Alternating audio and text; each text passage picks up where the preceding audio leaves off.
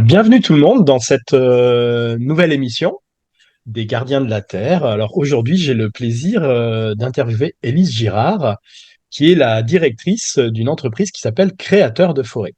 Bonjour Élise. Exactement. Bonjour et merci pour l'invitation.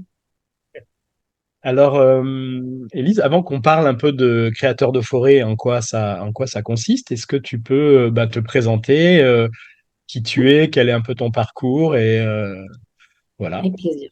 Oui. Donc, je suis Élise Girard, j'ai bientôt 35 ans, j'ai deux enfants.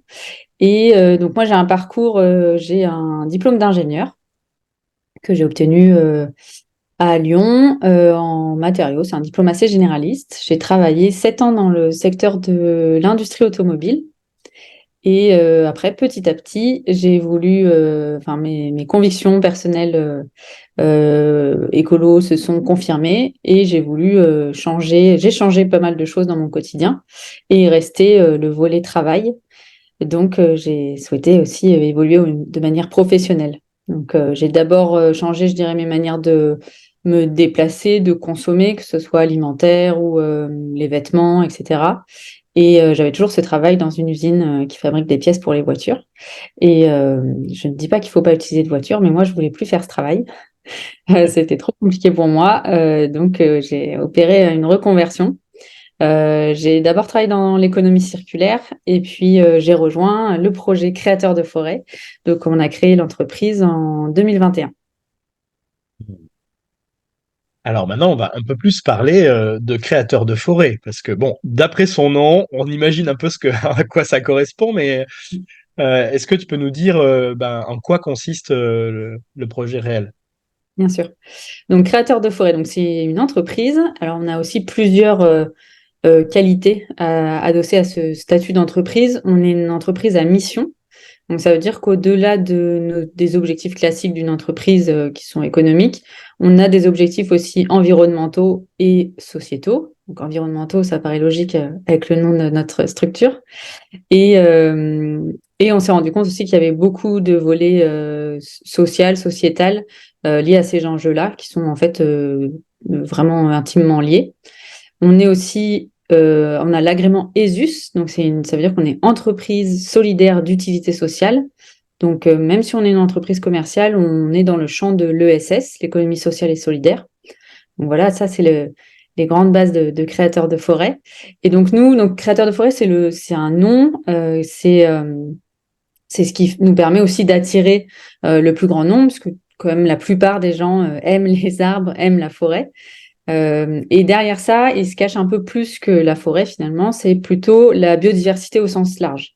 Donc on dit souvent que notre métier, c'est promoteur de biodiversité.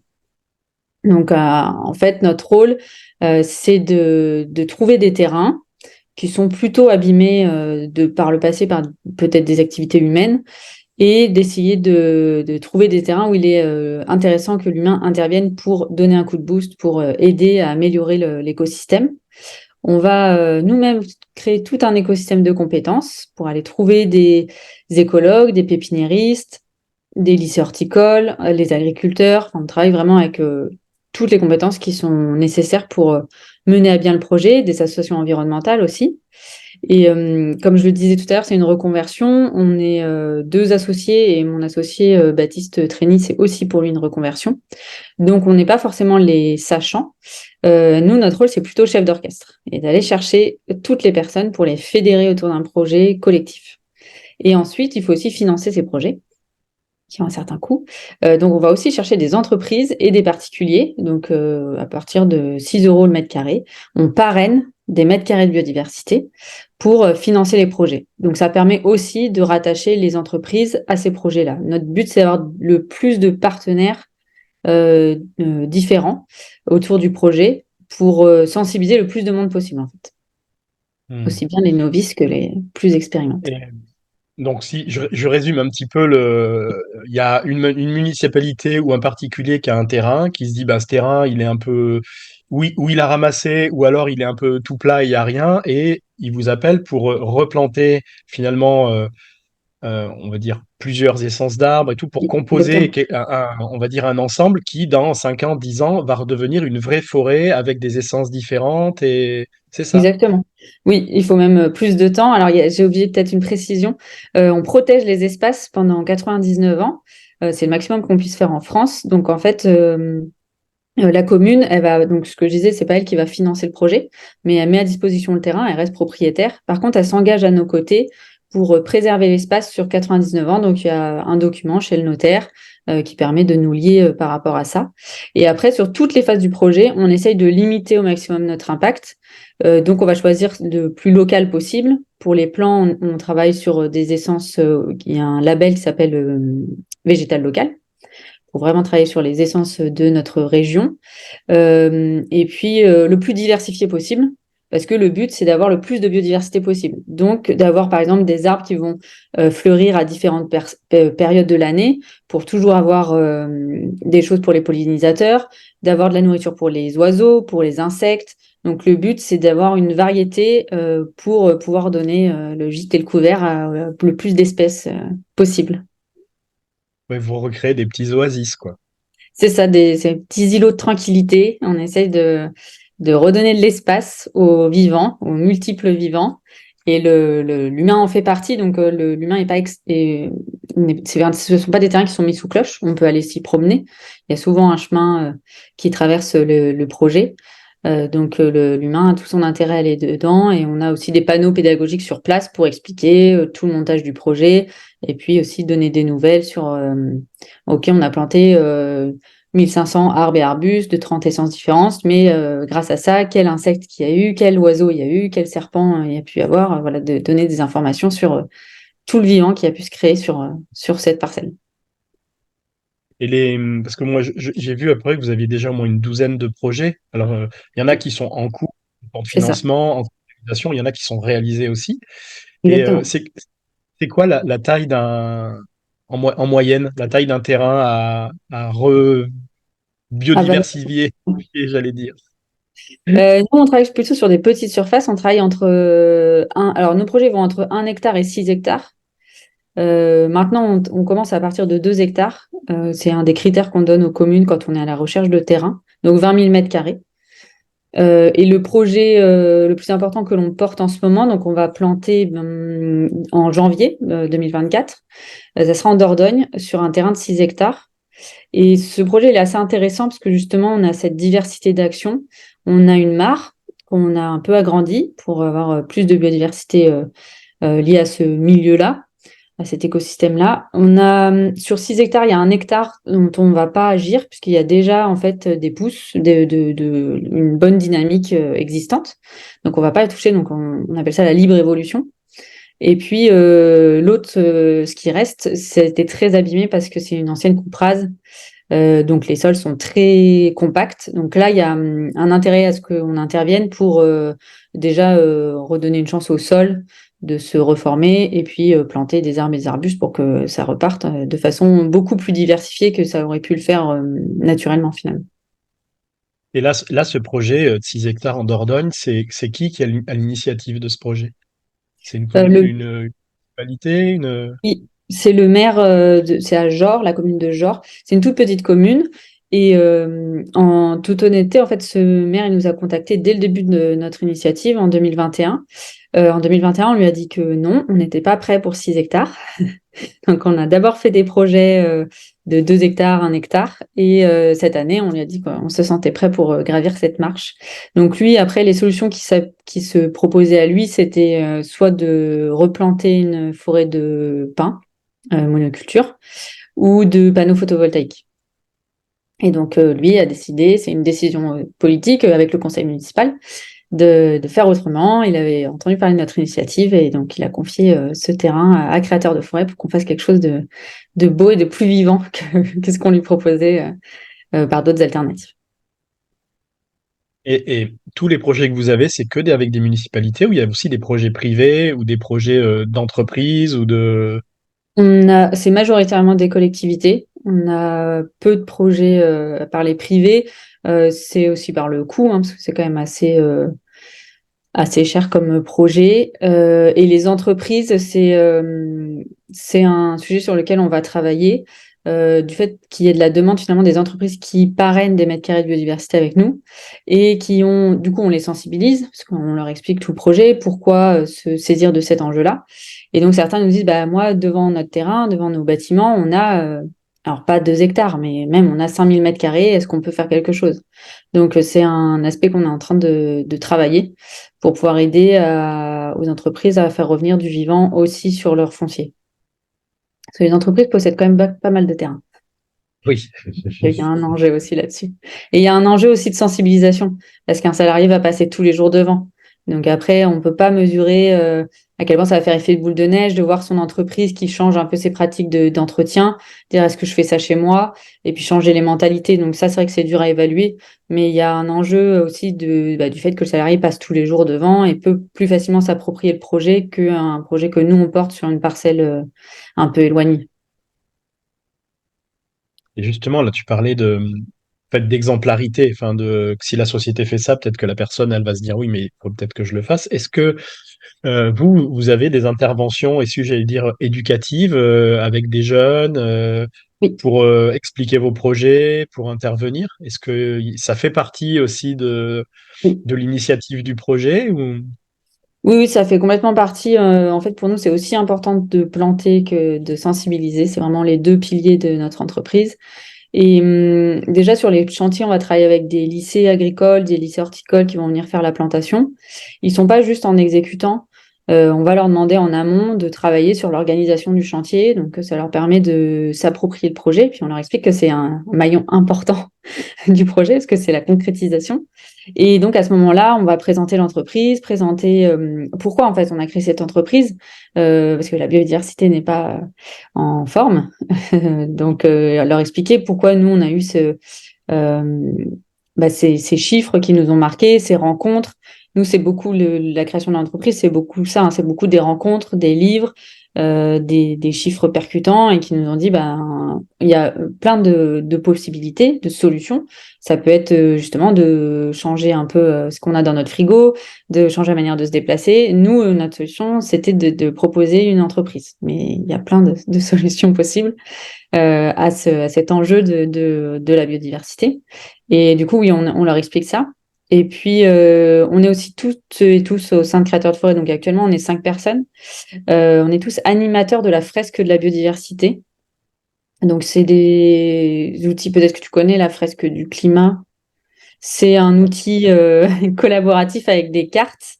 Donc, c'est un atelier de 3 heures où il faut être minimum 7-8. Et puis, on se distribue les cartes, on les lit, et après, il faut essayer de les relier cause-conséquence.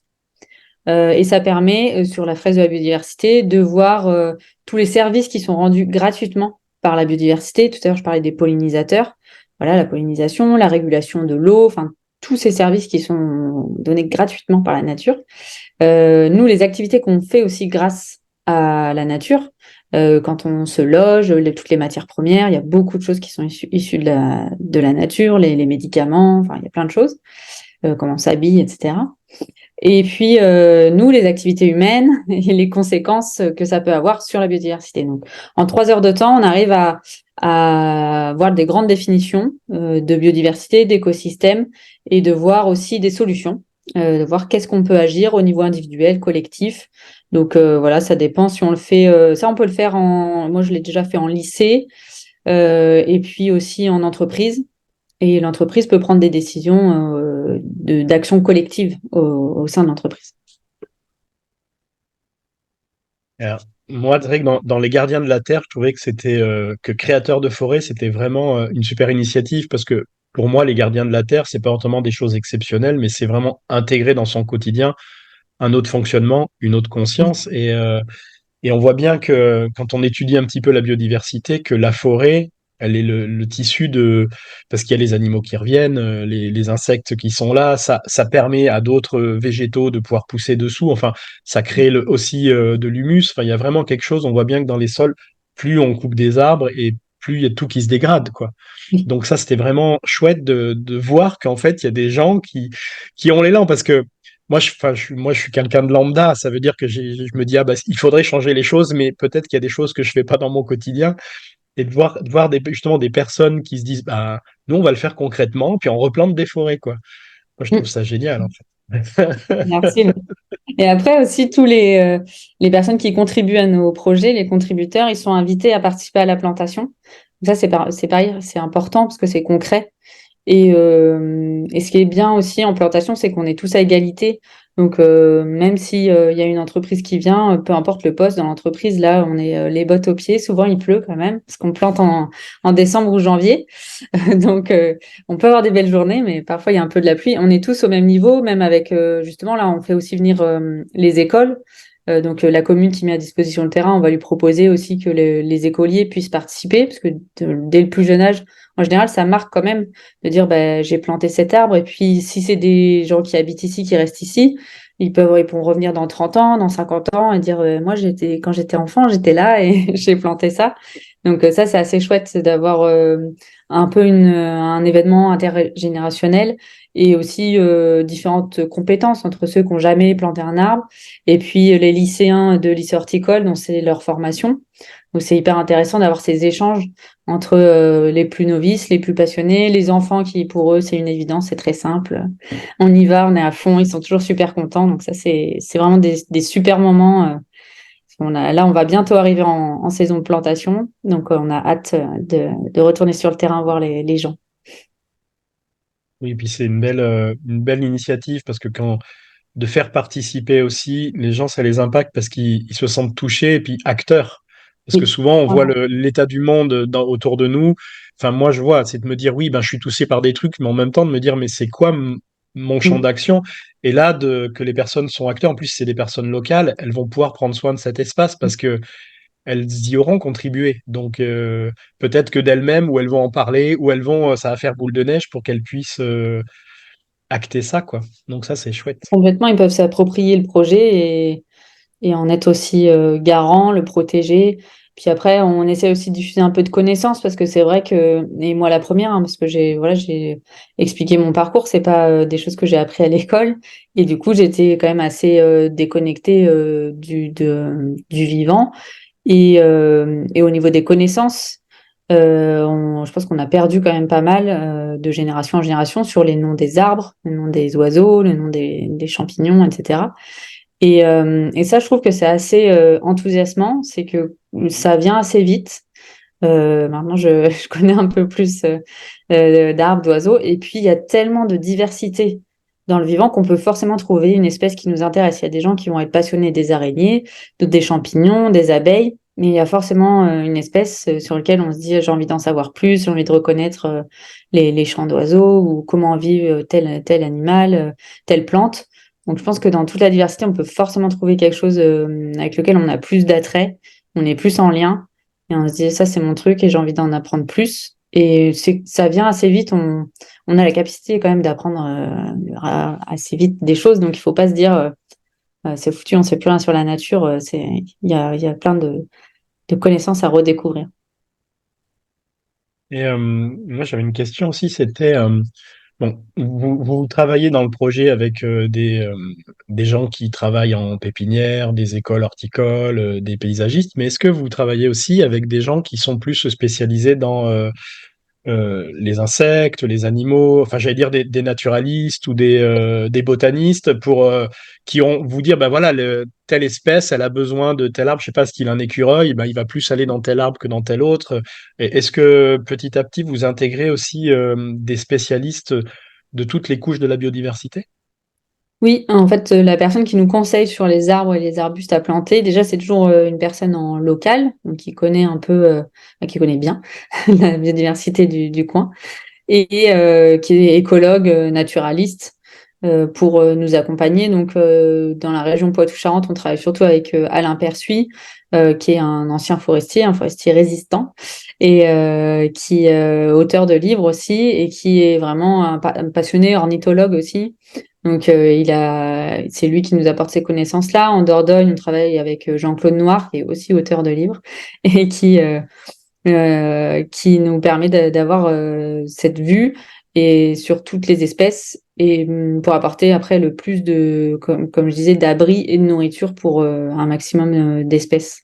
Et ensuite aussi, on travaille avec des associations environnementales, donc comme par exemple la LPO, le groupe ornithologique des Deux-Sèvres, Deux-Sèvres Nature Environnement, donc des associations de France Nature Environnement, qui vont faire des suivis. Donc à l'état zéro, juste avant le projet ou le printemps juste après, et puis dans 5 ans pour voir ce que l'on a apporté, comment ça modifie l'écosystème et est-ce qu'on a retrouvé certains oiseaux. Donc on a des suivis sur la botanique, sur les oiseaux. Là en Dordogne on a une mare, donc un suivi sur les amphibiens. Et ça on le communique aussi aux personnes qui ont contribué à nos projets. Toujours aussi pour donner plus de connaissances. Et nous, on part du principe que si on connaît mieux la nature, on va plus l'aimer et donc plus la protéger. Donc, on essaye de donner de l'information et de l'information assez simple aussi pour qu'on puisse se retenir. Donc, ça, c'est un travail qu'on fait aussi avec les associations en local. Et alors, c'est quand même une initiative qui est jeune, créateur de forêt. Mais est-ce que tu as déjà des retours sur la biodiversité par rapport à les premiers projets qui sont là? Est-ce qu'il y a déjà des constatations qui ont été faites par rapport, tiens, depuis 2 ans, les oiseaux sont revenus, il y a tel rongeur, il y a tels Oui. insectes? Oui. Alors, on a peu de recul, hein. Ça, c'est sûr. Le premier projet, on l'a planté en décembre 2021. Donc, c'est le seul sur lequel je pourrais dire qu'on a un tout petit peu de, de recul. Sur 2 hectares, on avait planté 1500 arbres et arbustes d'une trentaine d'essences différentes. Déjà, au niveau des arbres, c'est aussi important de prendre conscience que l'arbre, c'est donc vivant, donc il y a aussi la mort qui arrive. Et donc, tous nos arbres qu'on a plantés ne sont pas restés en vie, mais ça fait partie du processus et c'est bien aussi de l'expliquer, que la mortalité fait partie du projet.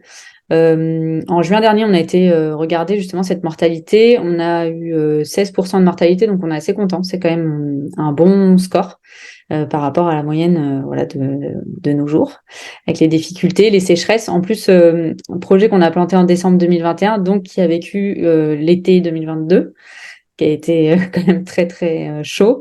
Donc on avait de la bonne paille de lin au pied de nos arbres qui les ont bien protégés. Donc ça, on était contents.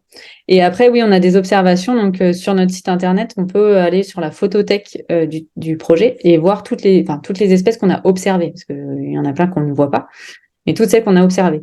Et on a eu, par exemple, une espèce qui est protégée, c'est la rosalie des Alpes, qui est un très bel insecte bleu et tacheté noir. Donc ça, on a pu l'observer sur le terrain. Et sur les oiseaux, il y a des engoulevents. Ce sont des oiseaux qui nichent au sol. Donc ça, c'est intéressant notre projet parce que il y a pas trop de... par exemple, dans un champ, ça peut être dangereux avec les engins agricoles. Là, c'est difficile pour cet oiseau parce que comme il niche au sol, il y a plein de risques qu'à un moment donné, ça fonctionne pas. Donc, on a ça sur notre terrain. Donc, ça, c'était des observations assez intéressantes qu'on a pu avoir sur le terrain qui est en Deux-Sèvres, le premier projet. Et alors, moi, je vous invite quand même à aller voir sur le site de Créateurs de Forêt parce qu'il y a tous les projets qui sont recensés sur une carte. On peut aller voir ce qui se passe, donc c'est chouette. Et, est-ce qu'il y a des cagnottes participatives pour parce que j'imagine qu'il y a peut-être que les mairies peuvent aussi financer, mais est-ce que c'est que des particuliers qui financent les projets? Ça se passe comment? Ce sont des particuliers et des entreprises. Donc, les particuliers, c'est directement sur notre site. En fait, vous avez un bouton devenir créateur de forêt particulier et vous pouvez parrainer une fois, par exemple 10 mètres carrés de biodiversité pour 60 euros ou en abonnement. Vous pouvez dire, moi je vais parrainer 1 mètre carré de biodiversité par mois.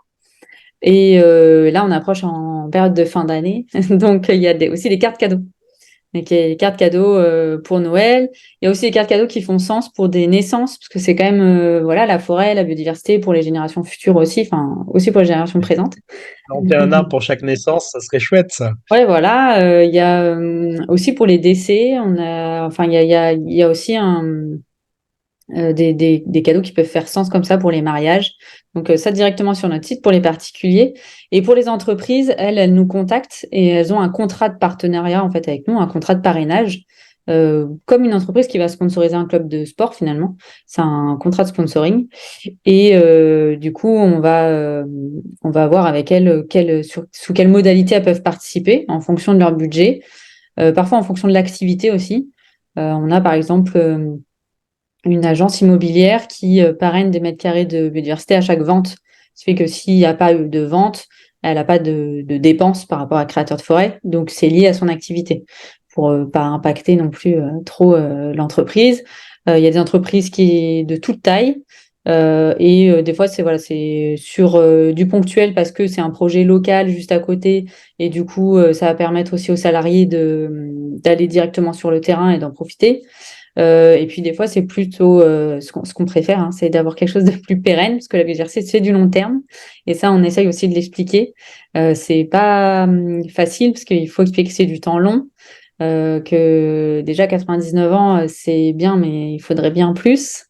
Donc voilà, il faut essayer d'expliquer que le vivant, la nature, c'est l'échelle de temps pour nous, à l'échelle humaine, on n'est pas du tout dans les mêmes rapports d'échelle de temps. Pour une forêt, il faut des centaines, des milliers d'années. Faudrait au moins que pendant 400 ans la laisser tranquille, quoi. Au C'est ça. minimum. Ouais.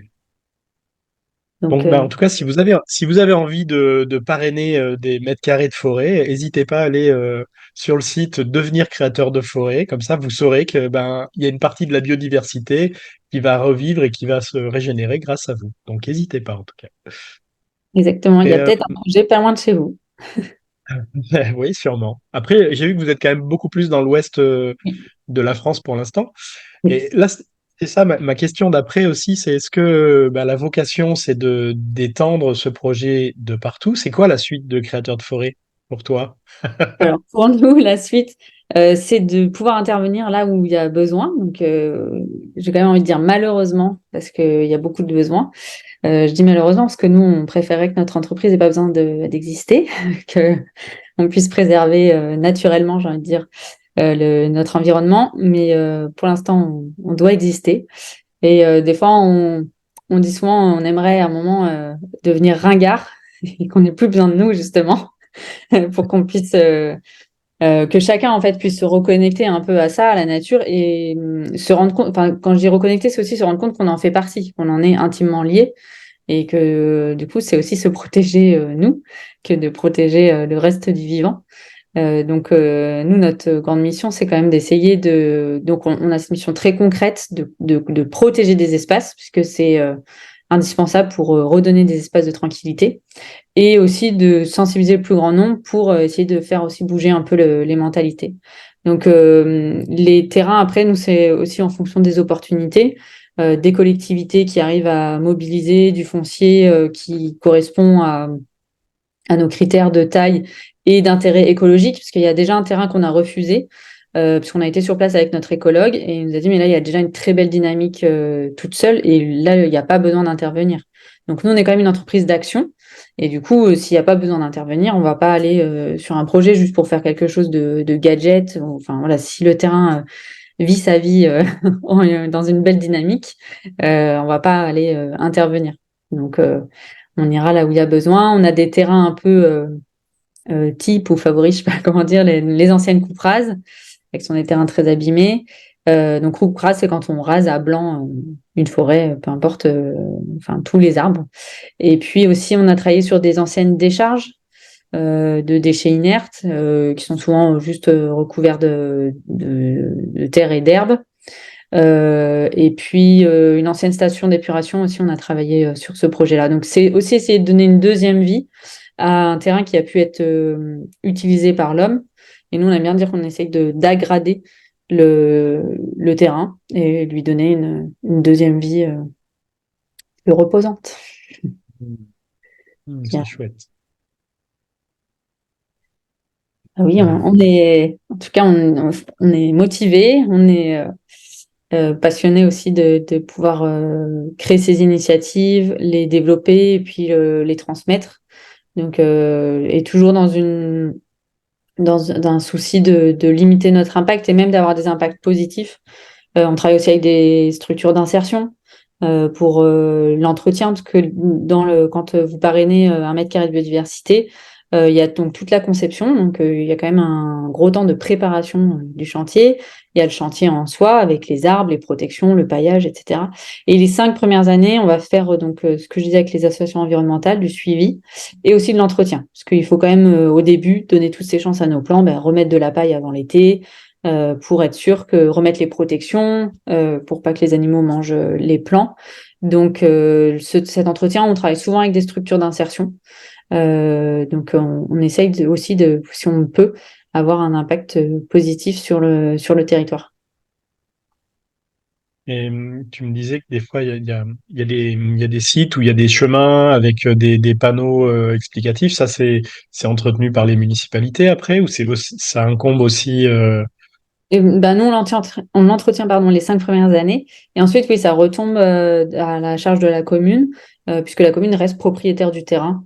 Donc voilà, mais c'est essentiellement maintenir le chemin. Le reste, c'est aussi une des consignes qu'on donne aux écologues, c'est que au bout de 5 ans, les végétaux doivent pouvoir vivre leur vie tout seuls, sans intervention. Après, on peut, s'il y a un problème sécuritaire, bien sûr, on va aller couper l'arbre qui met en danger s'il est au-dessus du chemin, par exemple. Mais après, on va pas couper les arbres pour des fins économiques ou esthétiques.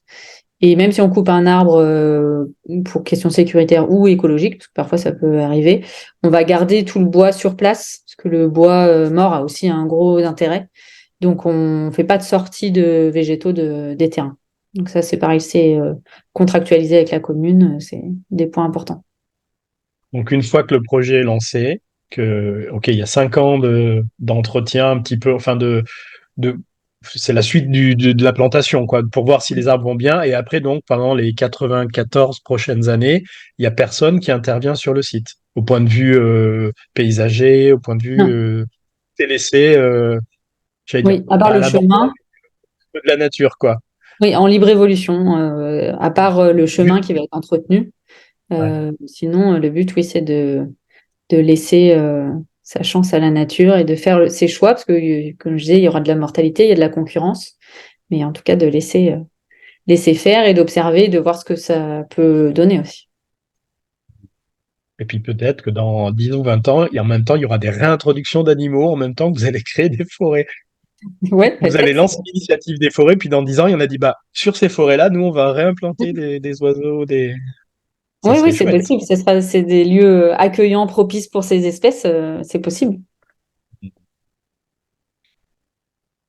Euh, on arrive un petit peu au bout de l'interview. Est-ce que tu as envie de rajouter quelque chose? Qu'est-ce que je pourrais rajouter? Euh, bah, moi, ce que j'ai à cœur, c'est justement qu'on est un acteur d'action. Il y a beaucoup de choses qui sont pas forcément réjouissantes par rapport à l'environnement. Mais du coup, de se mettre en action, ça permet quand même de se dire qu'on va dans le bon sens, qu'on a fait notre part. Et donc, du coup, c'est aussi ça qu'on permet. Alors, oui, c'est une participation financière. Vous êtes invité aussi à participer concrètement à la plantation. Mais ça permet de rendre concret, enfin, c'est quand même grâce à ces soutiens financiers qu'on arrive à concrétiser des projets et ils sont vérifiables. Vous pouvez aller sur le terrain à n'importe quel moment pour voir. Et ça nous permet de rendre quelque chose de vrai sur le terrain, concrètement. Donc ça, c'est quand même assez réjouissant. Et la biodiversité, ce qui est assez positif aussi, c'est que en local, quand on laisse un espace de tranquillité, ça revient assez vite. Vraiment, laisser tranquille la nature, ça marche. Donc, il y a des espèces qui reviennent. Donc, et ça, on peut le voir assez rapidement en local, même chez soi, de moins tondre souvent la pelouse, etc. On voit des insectes, des papillons revenir assez vite. Et ça, c'est assez rassurant parce qu'on peut avoir certaines problématiques sur lesquelles on ne peut pas agir ou alors on ne voit pas les effets immédiats ou pas en local. La biodiversité, on peut voir des choses en local et rapide. Donc, c'est assez réjouissant. Hmm. Bien, merci, Élise, de nous avoir parlé de créateurs de forêt. et Avec de cette plaisir, belle merci. initiative, moi, que je trouve qui m'ouvre le cœur parce que voilà, j'avais envie de faire cette interview parce que je trouve ça très, très chouette. Donc, bah, continuez hein, avec votre Merci équipe, et merci avec beaucoup. Baptiste, et continuez bien. C'est ça. De toute façon, dans la description, si vous suivez la chaîne, vous savez qu'il y aura l'adresse du site, il y aura bah, toutes les coordonnées si vous voulez un peu en savoir plus sur Créateurs de Forêt, aller financer des mètres carrés, financer des projets, voilà, vous Pour saurez tout. motiver ces élus pour trouver un terrain. Ouais. Ou bah, peut-être qu'il y a un projet qui se fasse chez vous, si ça vous parle, voilà, super. Merci beaucoup. En tout cas, merci Elise, et puis merci à toutes les personnes qui suivent, et puis n'hésitez pas, si vous aimez, ben, partagez, parlez-en à vos amis, parlez de la chaîne, parlez de créateurs de forêt, voilà, Ça nous aide beaucoup aussi. reboisons nos espaces. Merci. Et ben, belle journée à toi, alors. Merci, bonne journée. Au revoir. Au revoir tout le monde.